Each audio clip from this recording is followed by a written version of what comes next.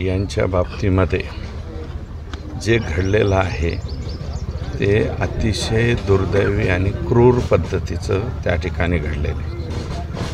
तिने जे सुसाईड केलेलं आहे ते एका दिवसामध्ये केलेलं नाही।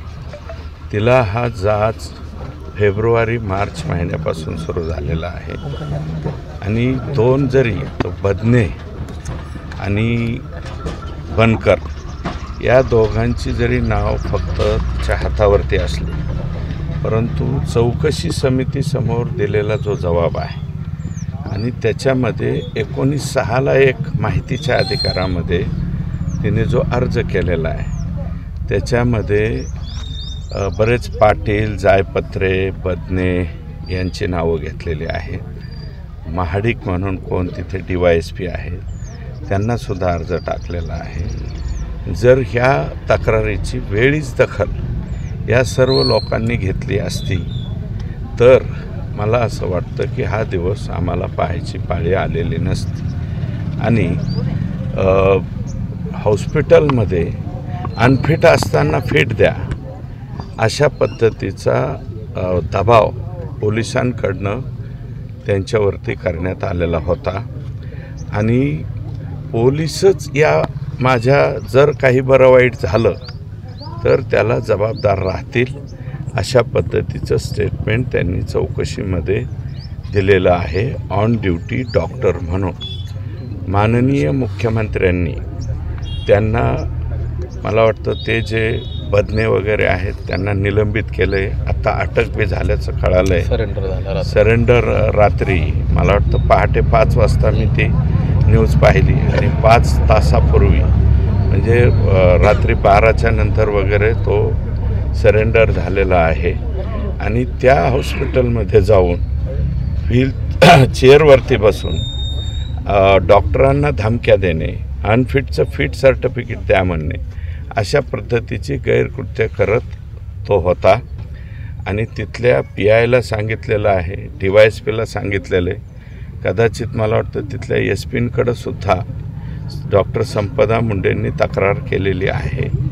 आता याच्यामध्ये आम्ही लवकरात लवकर उद्याच्याला मुख्यमंत्री महोदयांकडे जाऊन याच्यामध्ये IPS दर्जाच्या महिला अधिकाऱ्याची नियुक्ती करून SIT स्थापन करून या संपूर्ण प्रकरणाची चौकशी करावी आणि बनकर आणि बदने सोडता इतर ज्या ज्या वेळेस म्हणजे जूनमध्ये पत्र दिलेलं आहे, जुलैमध्ये पत्र दिलेलं आहे, ऑगस्टमध्ये पत्र दिलेलं आहे, 3 वेळा पत्र देऊनसुद्धा आणि एक कंत्राटी डॉक्टर आहे आणि एका कंत्राटी डॉक्टरला एका वर्षामध्ये किती वेळा फक्त पोस्टमॉर्टमची ड्युटी द्यायची ह्याचंही काही नियमावली असेल ना।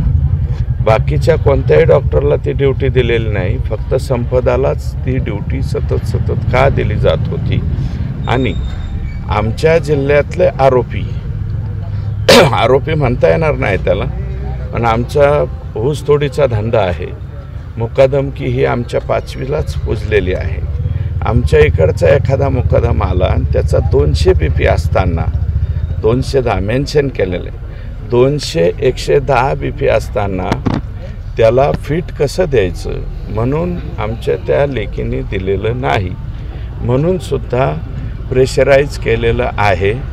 तेव्हा मी विनंती करणार आहे की या प्रकारामध्ये हे बनकर आणि बदने सोडता जे म्हणून ज्यांच्याकडे तक्रार केली, ज्यांनी त्या तक्रारीकडे पूर्णपणे दुर्लक्ष केलेलं आहे, मग तिथले DYSP असतील, ते धुमाळ जे आहेत, तुम्ही पाहिलं का धुमाळ किती निर्विकारपणे बोलत आहेत, त्यांची बाईट पाहिली मी आज पहाटे पाहिली, ते जसं काय मी त्या गावाचाच नाही अशा पद्धतीने बोलतो। तुम्ही मेडिकल ऑफिसर आहात, तुमच्या मेडिकल ऑफिसरच्या अंडर असलेली मुलगी ती डॉक्टर आहे आणि डॉक्टरचा मृत्यू झालेला आहे आणि याच्यात सगळ्यात गंभीर बाब ही आहे की आमच्या इथून मुंडे कुटुंबियापैकी त्या मुलीचा चुलत भाऊसुद्धा डॉक्टर आहे, चुलते शिक्षक आहेत, त्यांच्याकडं राहिल्यामुळं ही मुलगी डॉक्टर झालेली आहे। जर इथे असती कवडगावला तर ती कदाचित 4थी 5वीच्या पुढं सुद्धा गेली नसती। आणि चुलत भाऊ कुटुंबियांना फक्त पोलीस विचारतायत की तुम्ही कुठपर्यंत आले, काय झाले. मग हॉटेलच्या खोलीमध्ये जर तिने सुसाईड केलेलं होतं तर ती हँगिंग असताना तिचे जे व्हिडिओ वगैरे काढलेले आहेत किंवा फोटो काढलेले अद्यापही त्यांच्या कुटुंबियांना त्या बाबतीत काही दाखवलं गेलेलं नाही. आणि मग जर सुसाईड झाल्याच्या नंतर कुटुंबियाला कळवल्याच्या नंतर हँगिंग असलेली मुलगी कोणत्या अधिकारामध्ये खाली उतरवली, आम्हाला डायरेक्ट PM रिपोर्टमध्ये म्हणजे PM रूममध्ये नेल्याच्या नंतर तिथं दाखवलं जातं. याच्यामुळं हे सगळं संशयास्पद आहे. आणि जर ती एवढी निर्भीड होती, यंत्रणेशी लढत होती, तर अशी मुलगी मुळात सुसाईडच करेल का, हा सुद्धा याच्यामध्ये मुद्दा उपस्थित होतो. म्हणून या संपूर्ण प्रकाराची निष्पक्ष चौकशी झाली पाहिजे. माननीय मुख्यमंत्री हे संवेदनशील आहेत. आम्हाला माहिती आहे की ते 100% न्याय देतील.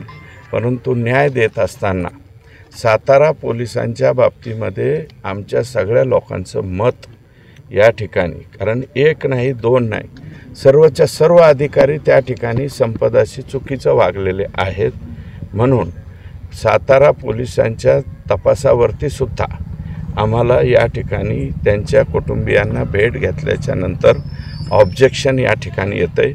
म्हणून IPS आणि लेडी महिला कर्मचाऱ्याच्या अध्यक्षतेखाली SIT स्थापन करून मुख्यमंत्र्यांनी त्याची लवकरात लवकर SIT गठीत करावी अशा प्रकारची विनंती मुख्यमंत्री महोदयांना उद्याच्याला जाऊन करणार आहे.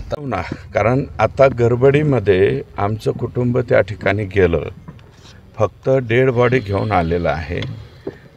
तिथे डॉक्टर उपस्थित नसल्यामुळं तिचं जे आहे ते पोस्टमॉर्टम सातारला त्या ठिकाणी जाऊन केलं आहे. त्याच्यामध्ये खूप वेळ या ठिकाणी मानसिक छळ आमच्या या कुटुंबाचा त्या ठिकाणी झाला, उशीर करण्यात आला. FIR लिहायलासुद्धा 6, 7, 8 घंटे त्या ठिकाणी लावले. म्हणून आमचे इथलं आल्याच्या नंतर लक्षात आलं की कुटुंबियाला अजून काही सप्लिमेंटरी म्हणजे पुरवणी जबाब त्या ठिकाणी द्यायचे आहेत. तर त्या मला वाटतं सातारच्या पोलिसांनी तिकडे बोलू नये, त्याच्याऐवजी पोलिसांनी इकडे येऊन त्यांचे जबाब घ्यावेत. आणि जबाब घेतल्याच्या नंतर मग, परंतु आग्रही मागणी आमची ही आहे की SIT याच्यामध्ये झाली पाहिजे आणि आमच्या मुलीला न्याय त्या ठिकाणी मिळाला पाहिजे. आमचं लेकरू इथून एवढं शिकून आणि झिरो कसल्याही प्रकारचा 1 रुपयाचं डोनेशन न लागता तिचा मेरिटवरती नंबर लागलेला आहे आणि मेरिटवरती पास होऊन ते लेकरू तिकडं गेलेलं आहे, नोकरी करतं आहे. आणि नोकरी करीत असताना तुम्ही जर अशा पद्धतीने प्रेशराईज करून एखाद्या मुलीच्या मृत्यूला जबाबदार होत असतील तर याच्यामध्ये 306 कलम लागेल हे आम्हाला माहिती आहे. परंतु पुरवणी जबाबामध्ये किंवा तपासामध्ये जर वेगळ्या काही बाबी त्या ठिकाणी निदर्शनास आली तर आणखी गंभीरसुद्धा गुन्हा याच्यामध्ये कलम लागावेत अशा प्रकारची अपेक्षा कुटुंबियांची आहे आणि माझीसुद्धा त्या ठिकाणी राहणार.